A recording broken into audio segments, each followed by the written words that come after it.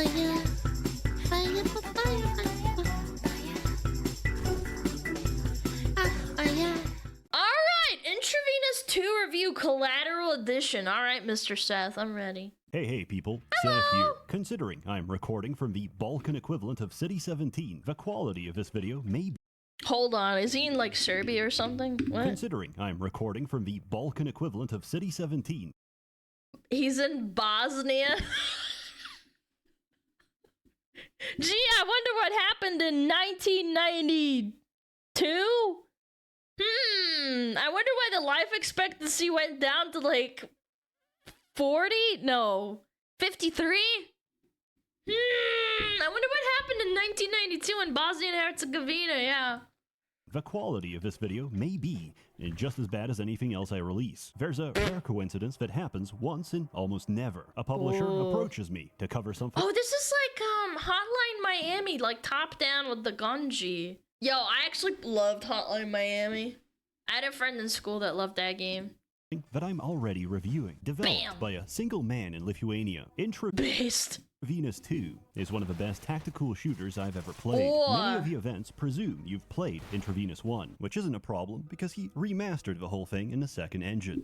No way! Just one guy? So we start That's from insane. there I by love playing that. the first game inside the second game, or else it doesn't make sense. Steve is a normal man living in the Polish-Lithuanian Commonwealth, in an alternative history where Lithuania has reached the Bronze Age. Polish innovation has endowed them with working toilets and knowledge of coal-based energy.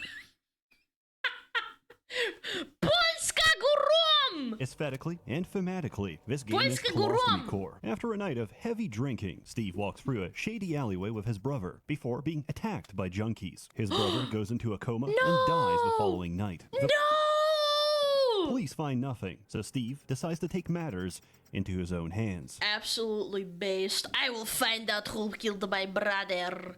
Welcome to Intravenous. You're outgunned and outnumbered. Everything makes a sound, and a single unsuppressed trigger pull is loud enough to alert the entire level. So, unless you want your chest ventilated, you better be quiet. Druggy Ghetto, also known as my car park in East England, the first level, serves as a tutorial to get your bearings. Arguably, normal difficulty is a 10-hour tutorial before you're ready to play the actual game. Are you for real, dog? Mouse wheel controls your movement speed, Honestly, allowing you to instantly change across different stances. The faster you are, the more sound you make. Yeah. At 3 notches, we're a good compromise, and able to get the jump on enemies. Don't fall for my mistake. Notches 1 and 2 are marginally better, but the only reason you'd use them is if you're wearing Kevlar in a plate carrier, in which case, you're not going to make it. Approaching someone from behind lets you perform a stealth takedown. Pressing E chokes them out, which can transition to snapping their neck with Q. Or I can definitely see how this guy got influenced by Hotline Miami. Yeah. Definitely. Like, I'm pretty sure you could choke people out there too. you can just cut their throat. This is much quicker, but makes them bleed out, which is a no. problem, as we often have to dispose of the evidence by dragging their body, and a bloody corpse leaves a bloody trail. That's smart. You could choose to leave them unconscious at your discretion, which is incredibly noble, unless things go south and their friends find the bodies, wake them up, and undo all of your efforts. No. In a Steve campaign, there's no reason to spare anyone, so I usually stack up the bodies and make up a backstory for why they should live or die. He didn't choose this life. He probably has a family. He paid $10,000 for a commission of Tali Zoravas Normandy, inflated, larger than the solar system. You know what? Take him out. He deserves it. Inflation porn is a curse.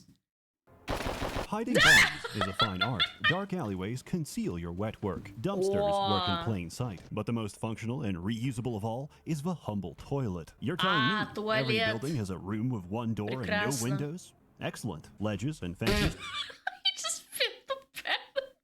Dude, imagine the smell. Decomposing corpses on top of each other. Ugh. Can be vaulted by pressing space or holding shift as you run towards them. The same goes for windows, but breaking them creates a lot of noise. They facilitate movement, but being waist high, they give up your position as well. Ventilation shafts are completely silent and let you navigate around buildings. Doors are deceptively creaky, but don't actually make any noise when opening or closing, except when you bash them open. Timing this with a passing patrol is an instant knockout. Enemies will leave their patrol route and investigate if they hear or spot something suspicious. This can be both a nuisance and an opportunity to lure them into the open. For example, I can leave a door open, switch off the lights, and hide in the closet. When a junkie comes to investigate the open door, he notices the dark room and tries to find the light switch. As he passes by, I burst through the closet, drag him to the bathroom, and curb stomp his face. However, most situations aren't so ideal. When there's This is every man's dream, avenging their brother who died, man. That's so cool. This is awesome! Cover to be found, press Control to go prone. You can't attack while prone, but the trade-off is drastically reduced detection. Combine this by crawling under a bush in some darkness, and you're almost invisible. Provided you're right below them, you can also slide past security cameras. If you're ever unsure of how much noise you're making or how much light is on your character, you can always check the indicators on the bottom left. C is a non-lethal pistol whip. Holstering your weapon with 8. Yeah, it's like a decibel indicator. That's sick. Switches you to the best silent weapon in the game. Steve's ripped up, roided out body. Punching an enemy from behind is an instant knockout. 2, if you surprise him from a front or sides. Right click as a average Balkan assassin. Roided out AF. Kick, which you can abuse taking by you out in the doors. shadows. Just be warned, enemies can also do it. Steve searches the drug den, but doesn't find anyone who killed his brother. Warned, enemies can also do it. Steve searches the drug. Is that WAD? Yeah, I think this is WAD. It's a slightly brown logo. I think that's Warlords of Draenor. So that was approximately 2014 or 15. Yeah. Alana's room? No, man. No. No, my room is actually really clean right now. There are 1, 2, 3, 4 cardboard boxes filled with trash, and I need to take them out. Den, but doesn't find anyone who killed his brother. This marks the main structure of the mission. Enter the scene, confront your target, and exfiltrate. What? Everything else is clean! God, you guys are making me rewind to enjoy this video. We're going back. This marks the main structure of the mission. Enter the scene, confront your target, and exfiltrate. Revenge is expensive, and we need money. Along the way, you can find secondary objectives, such as schematics, loose cash, jewelry, compromising material, and cryptocurrency. Unfortunately, every crypto wallet is at the end of its pump and dump, and every chat log only incriminates a low-tier Minecraft YouTuber at best. You might also encounter the Mini Uzi. If you want these guns for later missions, you have to exfiltrate them first. Explanation: you're doing illegal shit, so you probably need an unregistered weapon with a scrubbed serial number. There's unique weapons across every level, and it's a matter of personal preference. But I do hope that one day you'll discover the joys of a Ruger MK4. Master gave Dobby the blicky with a switch. Dobby is now a free elf. This is a good time to mention that Zed automatically loots ammunition, and Tilda lets you cycle between different varieties for your current weapon. In this case, between standard 9mm and positive P over pressure. Reloading with R doesn't magically save bullets. Why don't they make games like this anymore, like AAA, man? This is so cringe. Like, if I think about it, like, they've made more quality videos from indies than AAAs. Like, it's like a 9-to-1 ratio. Again, no disrespect. I'm just saying, like, why can't they fucking find people like this to make video games anymore? Throws out your current magazine on the floor and replaces it with whatever you have. There's no time to hand load ammunition. The magazine will make more of an echo to indicate how... Hold on, what does that PowerPoint say? How to efficiently kill homeless people and hardcore drug addicts with maximum pain and suffering. A guide by Steve Intravenous. I hate accomplices. I can't tell. What does that say? And load ammunition. The magazine will make more of an echo to indicate how close you are to going dry. For added control, Alt cycles your fire mode. This is especially important to higher caliber rifles, where recoil will kill you before the enemy. Progress is kept by saves. These are limited permission, and you unlock more as you progress or reach a checkpoint. Oh, so you can't just cheese and shit? This guy thought of everything. He really is a schizo video game programmer. Honestly, I love the system. It forces you to live with your decisions and keep going. I've had some of the most fun just because I couldn't go back on my mistakes. I got really frustrated with how I had to manually name each save file, which would reset after checkpoints. Turns out, I'm a knuckle dragger and had no reason to do that because F5 quick saves and F9 quick loads. Steve returns home empty-handed and receives an anonymous phone call, which isn't very anonymous at all because I can see their portrait. They call themselves the Accomplice, even though I can clearly see this is Kurt Cobain. Yeah, I was gonna say, it does kind of look like Kurt Cobain.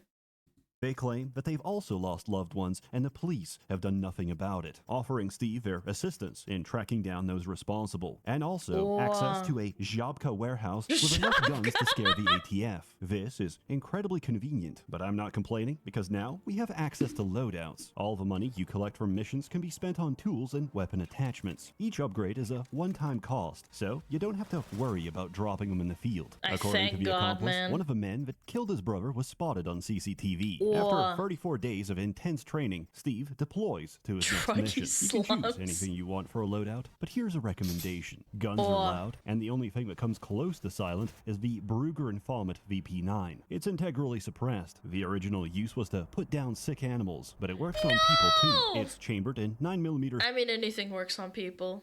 People are just, you know, it's not as okay to take them out.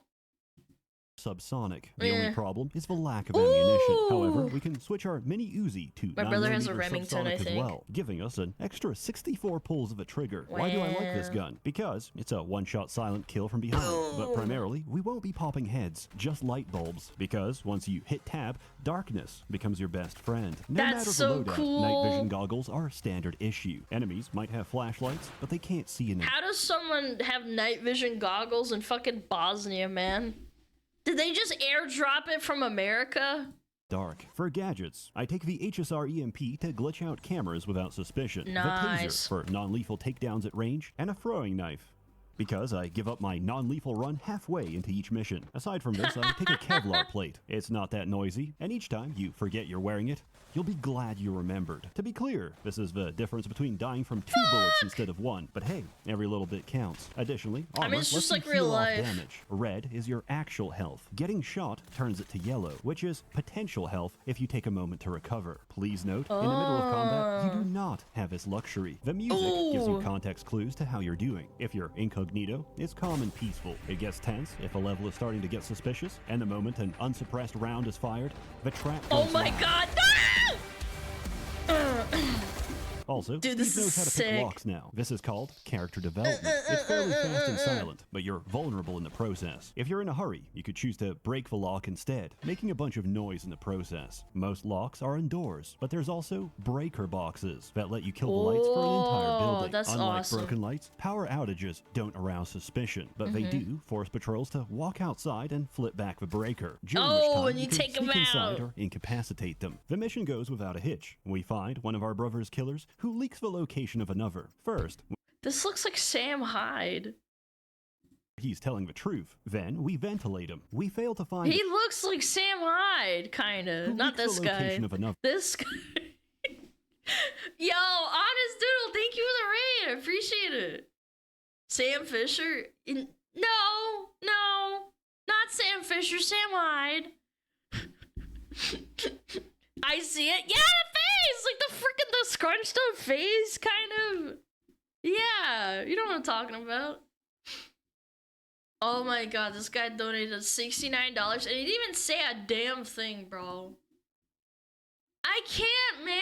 This guy's insane. Thank you. Fucking $69. I'm gonna throw up. I don't even want to know, man. Oh my god, bro. That is fucking insane. The 69 speaks for itself. What is that supposed to mean? It's just a funny number. Thank you. I really do appreciate it again.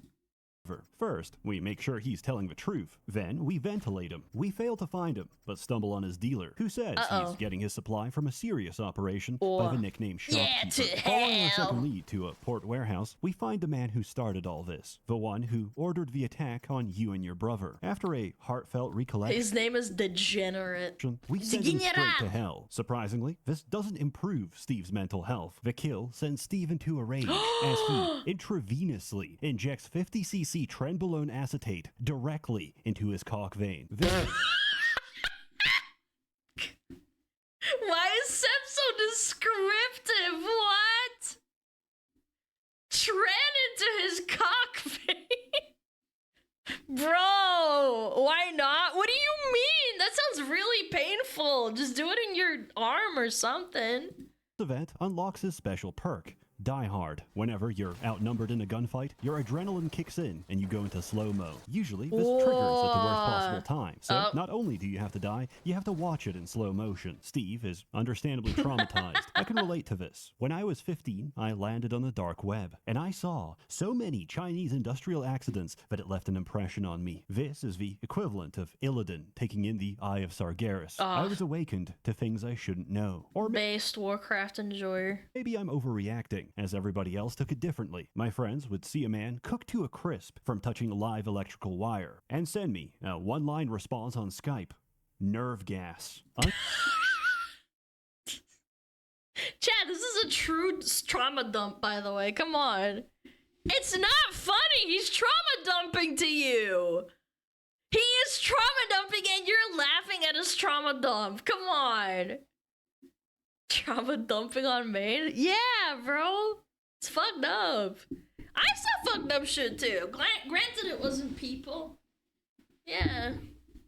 He got that trauma dumpy, you know? Unsatisfied, Steve vows to take down as many drug peddlers as possible with the help of his trusty accomplice. Once we pursue the shopkeeper, the game reaches its highest complexity. This is no longer low-end drug trafficking. This is organized crime. Oh my god, the mafia. We don't have random goons. We have security details with Kevlar and automatic weapons. There's cameras everywhere, magnetic key cards for checkpoints, and every person on the map is radioed in. If they say a single word, the entire level is on lockdown. Stealth is heavily encouraged. In fact, it's your only option. You're playing the real game now, and there's nothing left to teach you. So it's let's not finish a up the tutorial story. anymore. Shopkeeper handles production, or at least he used to. Baker is responsible for distribution. However, he's the only one who expresses any remorse for his actions and promises a favor if you let him go. This is the one and only choice to spare someone in the first game, and I recommend you take it. Finishing your vengeance spree, you return to the peace of your domestic life and watch slop on TV. Then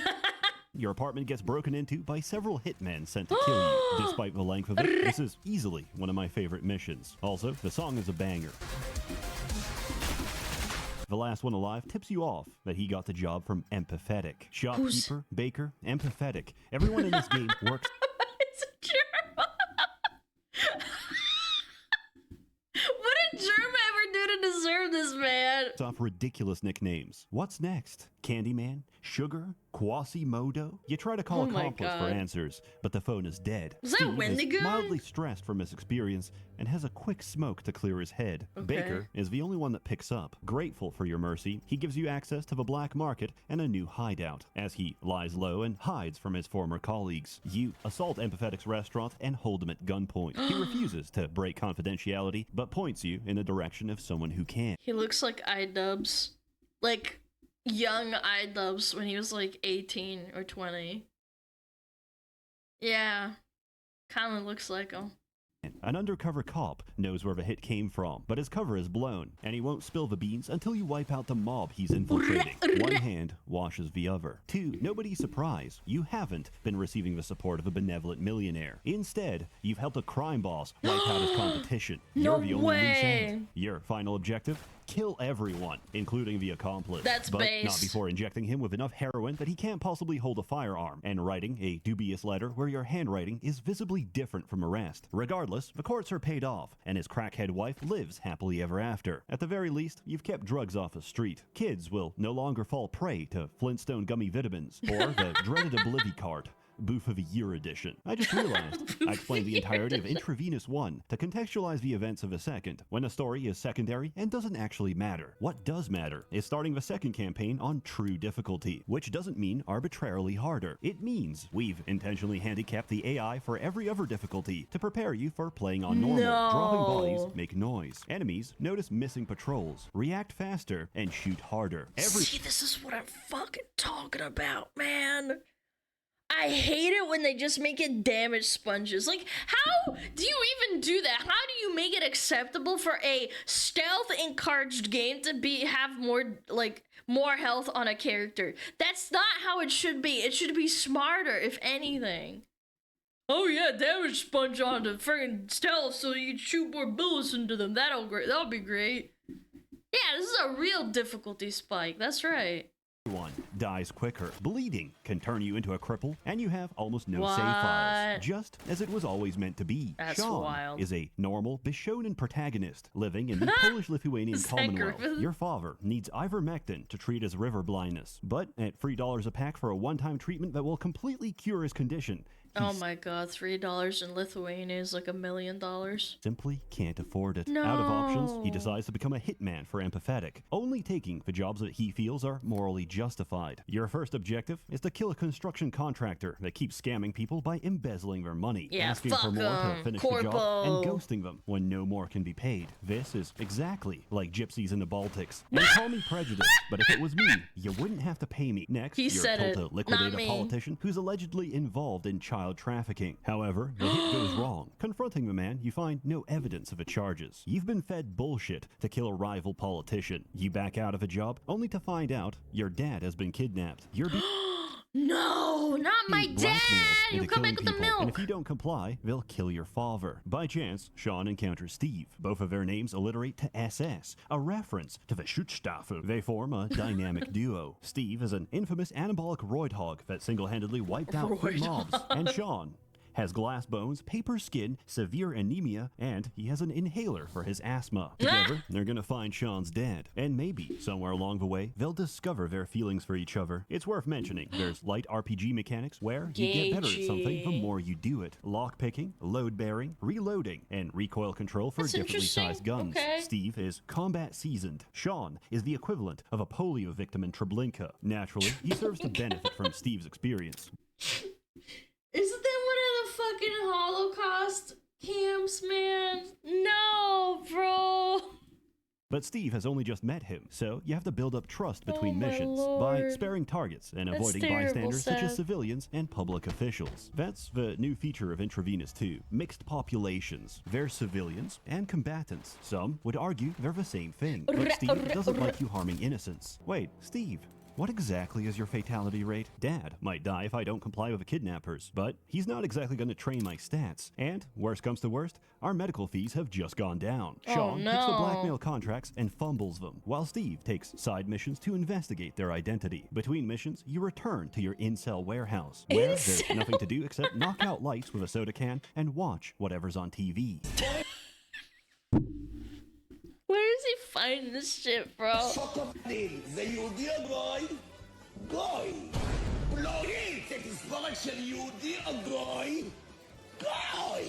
After rescuing your dad, he's also in the hideout, so you can continue to disappoint him. What did I just watch? You, Papa. You're my captive now. We give him control of the TV, and he's pretty happy about that. However, he doesn't realize you can skip adverts and watches them in their entirety. Most parents would be like, let go of grudges. Come back, my boy. Your dad just encourages you. Honestly, he doesn't even mind that you're a hitman. Things really are different in Poland. Life has no value because death is meaningless. You just respawn at the nearest Biedronka. Anyway, we find a politician responsible for these shenanigans. It's a little 7-Eleven over there. Cries softly from realizing it's all over, but his face stings from a lip filler. Instead of planting a kiss, Steve wraps Shawn in his bear-like embrace.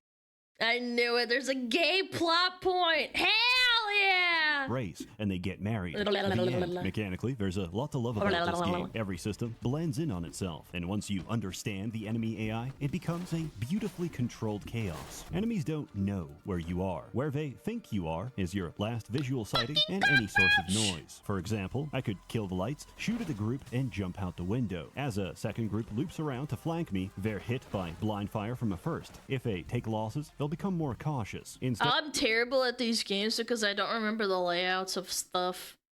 Like, if I turn off the light, I'll just forget. So, not a great game for me. Instead of following you into your kill corridor, they'll use their superior numbers and camp outside. There's a couple of anomalies here and there. If you turn off a light in an occupied toilet, the guy gets suspicious, turns the light back on, and continues shitting. But generally, it's incredibly competent. Both campaigns are sick. It's so lifelike, man. Yeah, turn the light back on. I gotta finish my poopies. Then I'll investigate the noise, obviously. There's a reason this game is so highly rated. It's not that long and very replayable. The writing is serviceable, but it's never the focus. Although, at one point, Shawn does swallow a GPS tracker, and that's relevant to the story. So that's pretty cool. I knew a guy who did something similar, except instead of a GPS, it was other men's semen. I could go on. Thanks, man.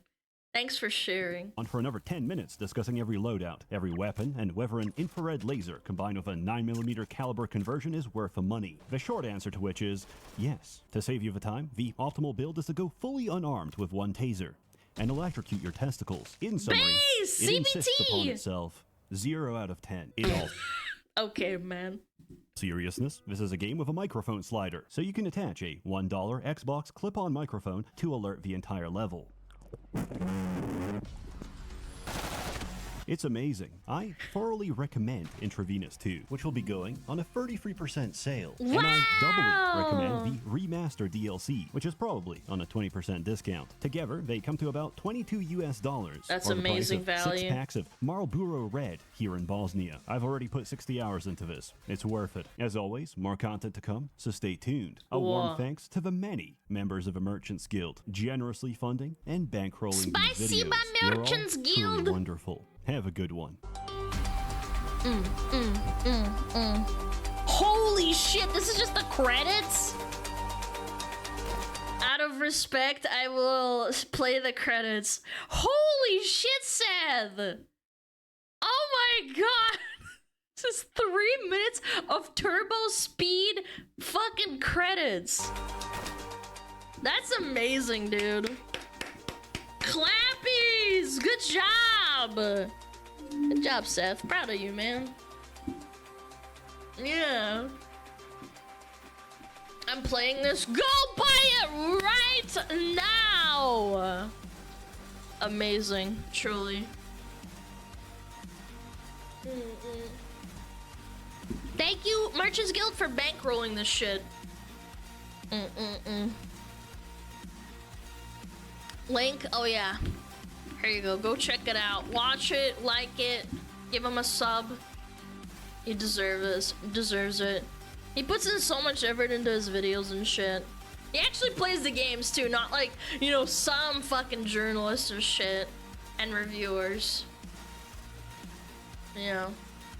Yo,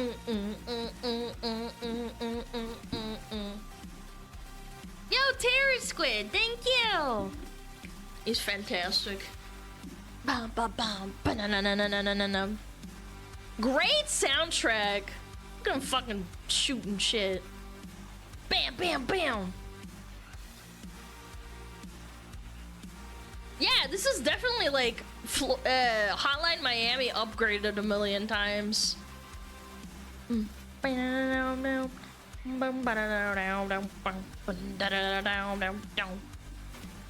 Frickin' Lithuania, fucking Balkans.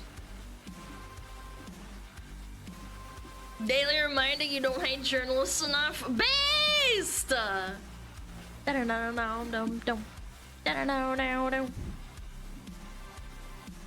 Who composed this? We need to know.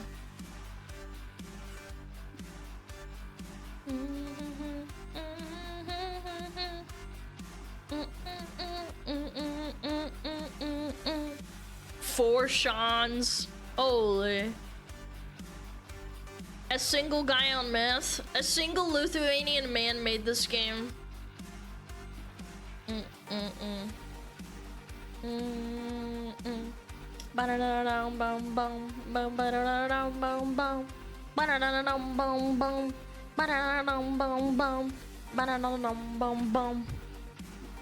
Honestly worth it just to sit through and watch and play and listen to the music. It's so banger. Bam, bam, bam. Unload, unload, unload the clip. I love that it in the infrared you can see the light coming off too. It's crazy.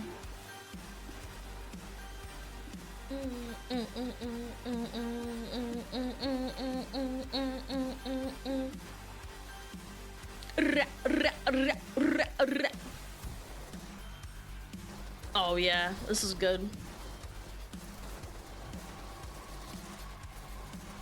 This is the perfect ideal fantasy. Revenge.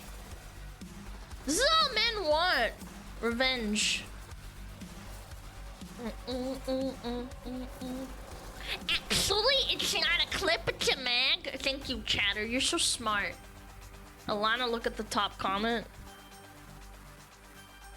It's utterly wild and awesome to see our work displayed on Seth's channel. I produced the soundtrack for the game. I couldn't help with myself. With the combat soundtracks, the combat gameplay becomes so tight when weaving in and out of situations.